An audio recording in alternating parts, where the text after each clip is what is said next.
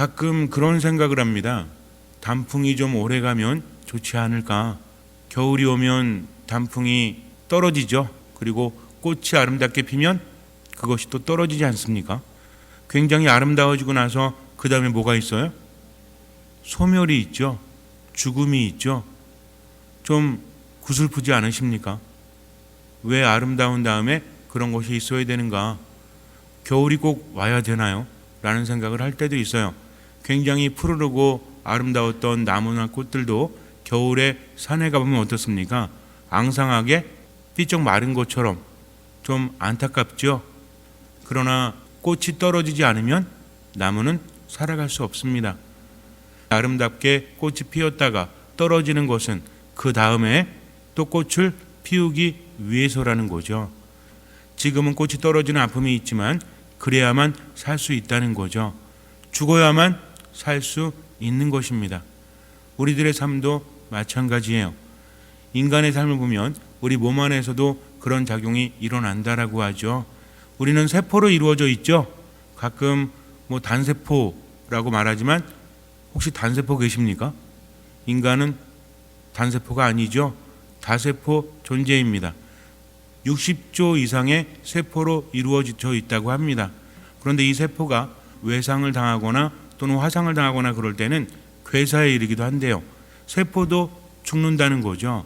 어떤 외부에 의해서 어쩔 수 없이 죽는 것을 네크로시스라고 한다고 합니다.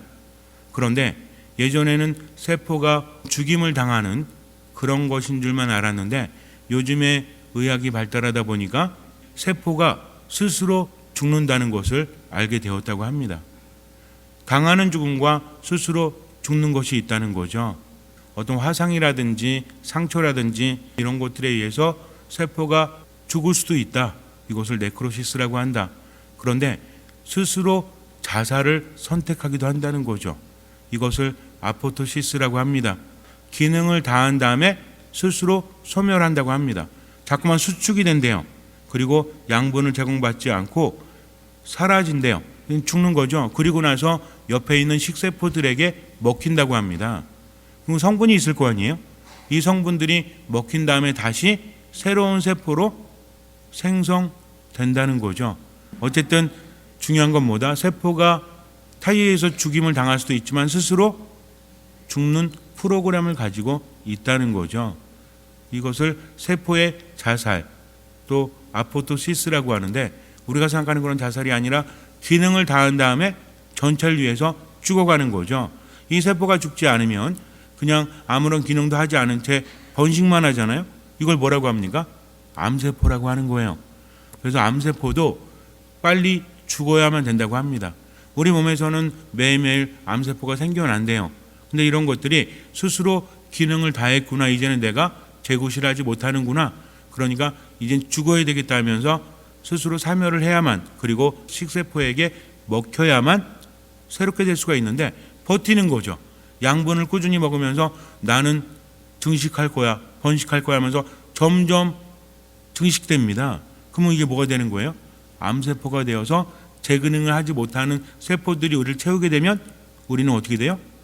결국은 아프고 힘들고 죽게 될 수도 있다는 것입니다. 인간의 세포는 특정한 세포들을 제외하고는 빨리빨리 죽습니다. 예를 들어서 심장에 있는 심근세포 같은 경우에는 그렇게 빨리 죽지 않고 뇌세포 같은 경우에도 60년 정도 간다고 해요. 왜냐하면 이게 빨리빨리 죽고 새로 바뀌면 위험할 수도 있기 때문에. 그런데 위세포 있죠, 위장세포. 이런 것들은 2-3시간 정도에 이제 죽고 다시 생겨나고 이것을 반복한다고 합니다. 그리고 백혈구, 그것은 48시간, 적혈구 120시간 정도 이렇게 자꾸만 죽고 살고 죽고 살고 해야 된다는 거죠.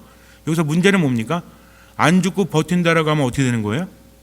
결국은 자기는 살지 모르겠지만 전체적으로는 죽을 수밖에 없다라는 거죠. 그래서 여러분들이 잘 알고 계시는 암세포가 생겼거나 이랬을 때 거기에 대한 면역세포들이 있죠. NK세포라든지 T세포라든지 이런 것들이 있지 않습니까? 우리가 뭐라고 그래요? 이런 면역세포들이 가서 암세포를 죽인다고 하죠.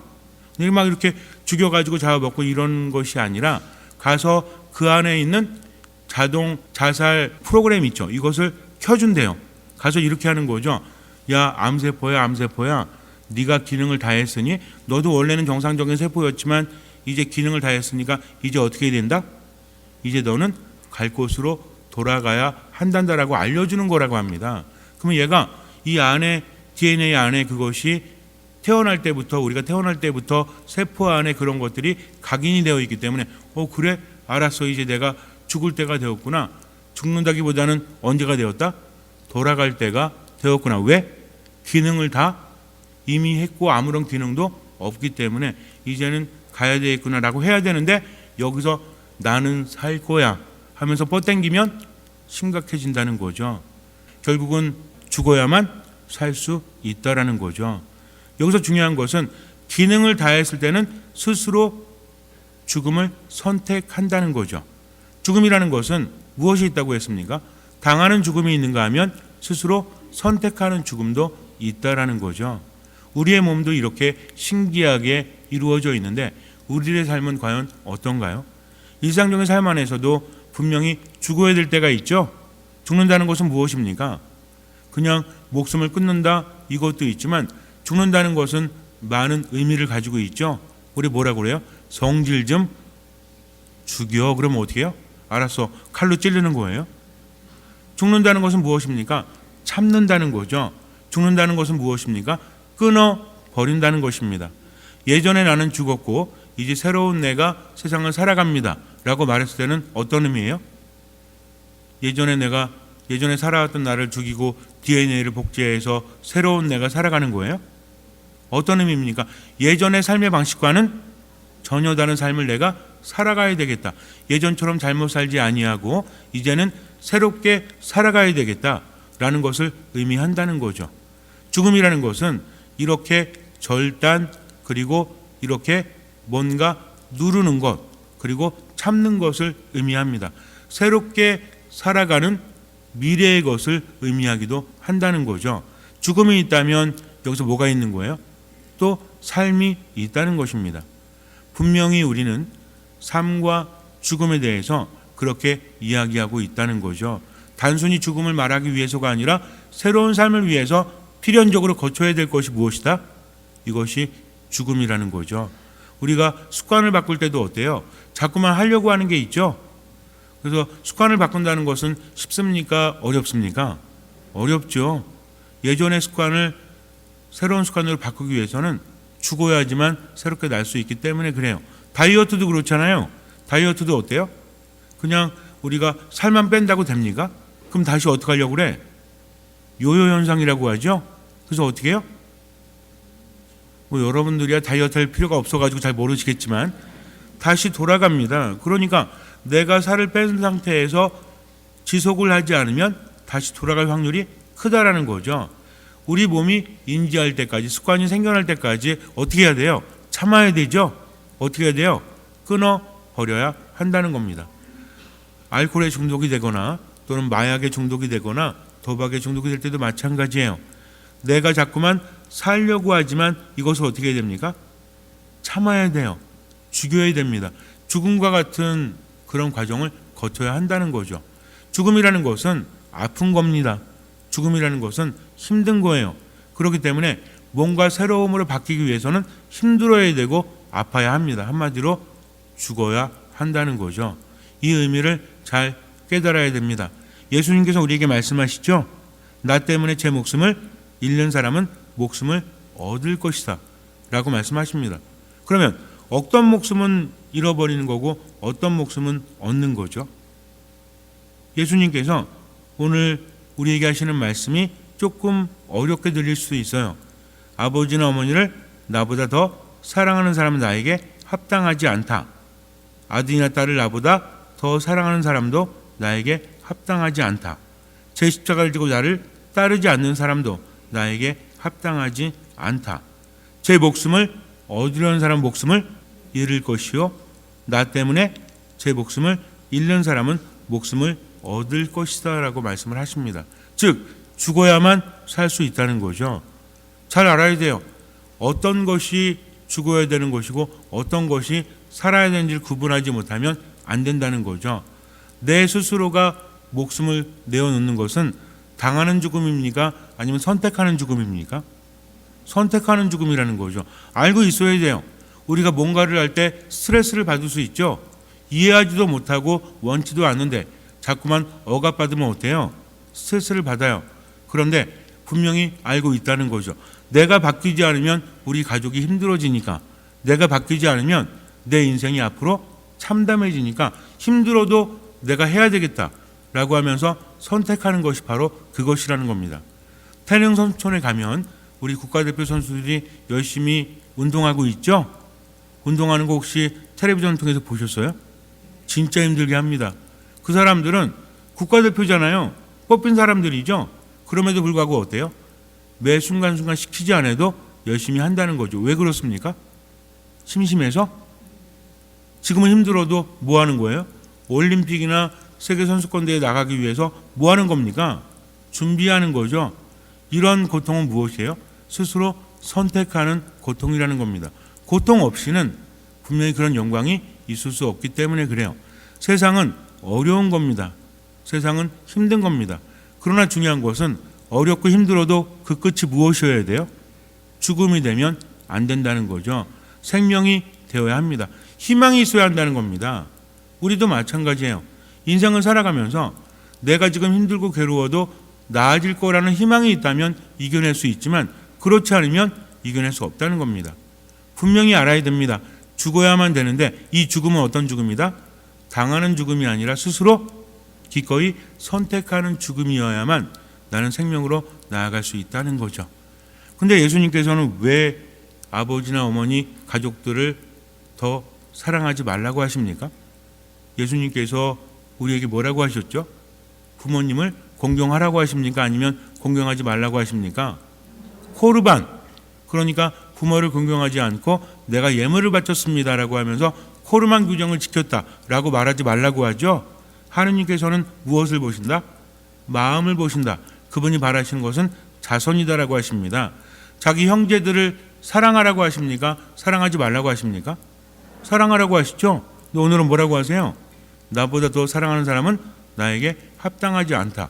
심지어 다른 복음서를 보면 뭐라고 합니까?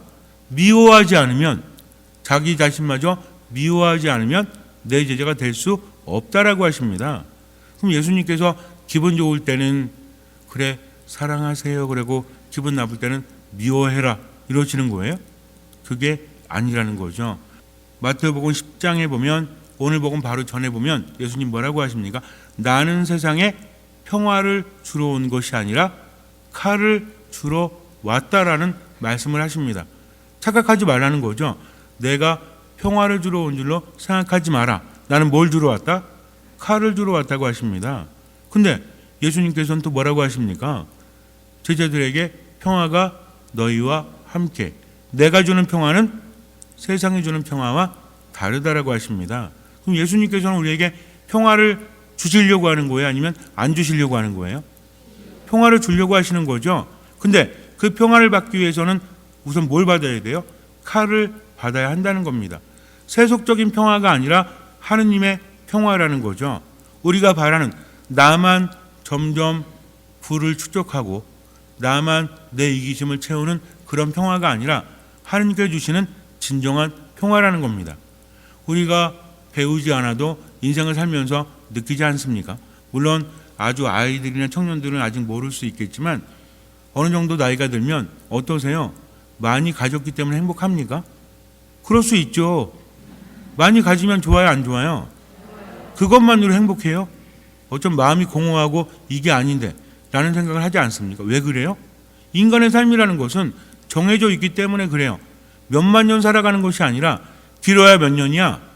제가 자주 말씀드리죠. 길어야 150년이다. 그러니까 내가 인생을 살아가면서 돈은 많이 벌었어요. 많이 배우기도 했어요. 권력도 올라갔어요. 근데 뭐가 답답해? 마음이 답답하고 영혼이 답답해요. 왜 그래요? 진정한 평화를 자꾸만 잃어가기 때문입니다. 이게 중요하다는 거죠. 하나님께서 주시는 평화는 그냥 가만히 받는 평화가 아닙니다.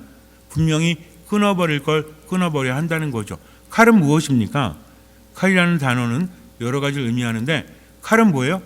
죽음을 의미하기도 합니다. 단절을 의미하기도 하죠. 그리고 싸움을 의미하기도 해요. 즉, 뭐 해야 된다는 얘기예요? 누군가와 싸워야 한다는 거죠. 그러니까 오늘부터 어떻게 해야 되겠다? 부부싸움도 열심히 하고 딴 사람이 열심히 싸워야 되겠다? 그것이 아니라 하느님께서 바라시는 것과 반대되는 것과 뭐 해야 된다? 내가 싸워야 한다는 거죠. 그것은 무엇입니까? 타종교 신자들 가서 막 때려주는 거? 아닙니다. 하나님의 뜻에 위배되는 것에 대해서 내가 대항할 수 있어야 한다는 거죠. 적극적으로 하나님의 뜻을 실천할 수 있어야 합니다. 이게 안 되면 예수님께 합당하지 않다라는 거죠. 또 예수님께서 이 말씀을 하셨을 때가 언제냐면 예루살렘 성전이 파괴될 때예요. 로마군들에 의해서 완전히 파괴돼 버렸습니다. 그러니까 상황이 지금 어떤 거예요? 예를 들어서 다른 나라에서 쳐들어와서 우리나라 수도를 막 짓밟고 국회에서 다 부시고 이러면 어때요? 그럼 어떤 사태입니까 이거? 굉장히 긴급한 사태죠. 그럼 어떤 일이 벌어지죠? 이미 저도 군종신부 출신이기 때문에 전쟁이 나면 어디로 오라고 통보가 옵니다. 그러니까 저는 강원도 어디쯤이래요. 국가비밀이라 말씀드리지 않을게요. 또 우리 형제님들도 어때요? 어느 정도 되는 분들은 또 군대에 가야 되지 않습니까? 왜 그래요? 전시 상황이 되었기 때문에 그래요. 지금 이 상황은 뭐냐면 예수님의 제자들 또 그 제자들이 볼 때 지금 상황은 뭐 어떤 상황이다? 긴급한 상황이다. 그러니 하나님의 말씀을 전하기 위해서 다른 것에 흔들리면 안 된다라는 말씀입니다. 그래서 다른 형제들이나 부모를 사랑하지 말라는 것이 아니라 누구보다 더 사랑하지 마라. 하느님보다 더 사랑하지 마라. 이 뜻은 뭐냐면 사랑한다는 것은 위에 둔다는 겁니다. 그분의 말씀을 듣고 그분을 따른다는 거죠. 단순히 가족들 사랑하지 말고 그저 하느님만 사랑해라 이것이 아니라 가족들과 하나님의 뜻이 서로 부딪힐 때 어떤 것을 따라라? 하나님의 뜻을 따르라는 거죠. 내가 하나님의 뜻을 알고 뭔가를 해야 될 때 가족들이 어떻게 해요? 여기서 가족이라는 것은 어떻게 본다면 자기 자신을 확장시키는 거죠. 세상을 살아가면서 비겁해질 때 있죠? 그럴 때 있어요, 없어요? 내가 이런 거 했다가 손해보는 거 아니야?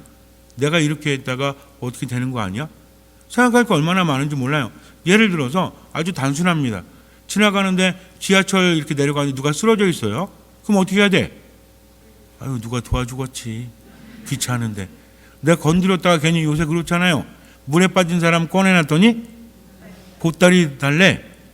이런 생각을 할 때 있습니까, 없습니까? 실제로 그래가지고 뭐 어떤 지하철역 같은 데서도 옆에서 방치하는 바람에 죽은 사람도 있잖아요. 내 책임 아니잖아요. 그러나 어떤 사람이 나서지 않아도 어떻게 해야 돼요? 내가 나설 수 있어야 한다는 거죠. 어떻게 하면 됩니까? 아주 간단합니다. 경찰서에 신고하면 돼요.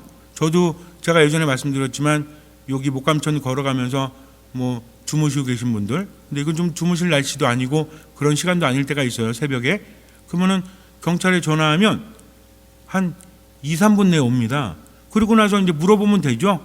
굳이 이렇게 건드리지 않아도 일단 살아있는지 죽어있는지 살펴볼 수 있지 않습니까? 그 외에 여러 가지 마찬가지예요. 내가 살아가면서 어쩌면 귀찮아서 또는 뭔가를 잃을까 봐 하나님의 뜻을 알면서도 실천하지 않는다면 그렇다면 나는 뭡니까? 죽으려고 하지 않는다는 거죠. 분명히 말씀드렸지만 세포도 자기 기능이 다했을 때 죽음을 선택하지 않습니까? 우리도 마찬가지예요. 내가 배가 불렀구나. 삶이 너무 편안하구나. 그러니까 하나님의 뜻을 알면서도 외면하고 있구나 라고 깨달을 때는 어떻게 된다? 뭘 꺼내야 된다? 칼을 꺼내야 한다는 거죠. 어떤 칼을 꺼내야 돼요? 집에 있는 식칼 이런 거 꺼내시면 안 돼요. 영혼의 칼을 꺼내고 그것을 잘라버려야 합니다. 아니다 싶으면 빨리 그것을 버릴 수 있도록 하느님께 기도해야 한다는 거죠. 우리 안에서 이미 잘라버릴 게 얼마나 많습니까? 마음은 그게 아닌데도 자꾸만 마음과 다르게 표현돼서 다른 사람을 죽이고 나를 죽이는 것들이 있죠. 이런 것들은 어떻게 해야 돼요? 즉각적으로 잘라버릴 수 있도록 뭘 다해야 한다? 최선을 다한다는 거죠. 하느님께 맡겼기 때문에. 물론 우리는 알면서도 잘 안 됩니다. 하지만 중요한 게 있다라고 했죠. 알면서 안 되니까 포기해야 되겠다?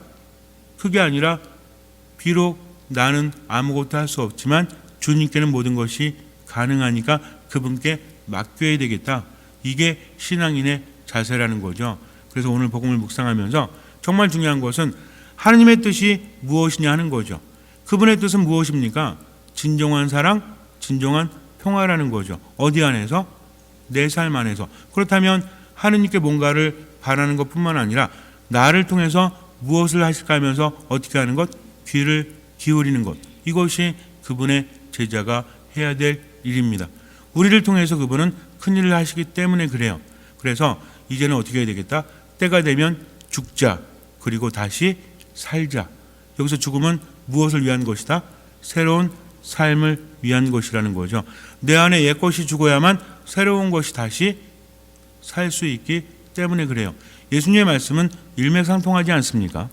정말 어렵게 여겨지기도 하지만 그러나 그분은 끊임없이 항구하게 말씀하신다는 거죠. 새 술은 새 부대에 담아야 합니다. 그리고 한 알의 밀알이 썩지 않으면 한 알 그대로 남고 썩어야 많은 열매를 맺을 수 있기 때문에 그래요. 이것을 우리는 이제는 이해할 수 있죠? 그러니까 어떻게 하자? 죽자.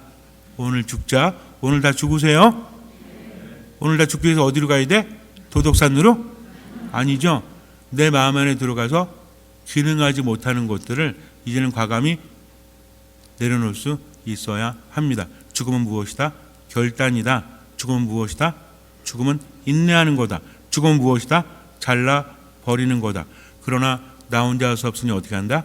주님께 의지하면서 삶을 살아가는 거죠. 잠시 눈을 감으세요. 삶도 신앙도 죽지 않으면 살 수 없습니다. 묵상해 보셔야 돼요. 죽음이란 무엇입니까? 진짜 힘든 거예요. 힘들기 때문에 죽음이라고 하는 겁니다. 그러나 중요한 게 있죠. 죽지 않으면 살 수 없습니다. 그렇기 때문에 힘들어도 나는 선택을 하는 것이죠. 하느님 안에 온전히 머무십시오. 그분께 모든 것을 맡기십시오. 듣는 마음으로 지금을 살아가십시오. 주님께서는 그 믿음을 보시고 우리 삶에 놀라운 기적을 일으켜 주실 것입니다. 아멘.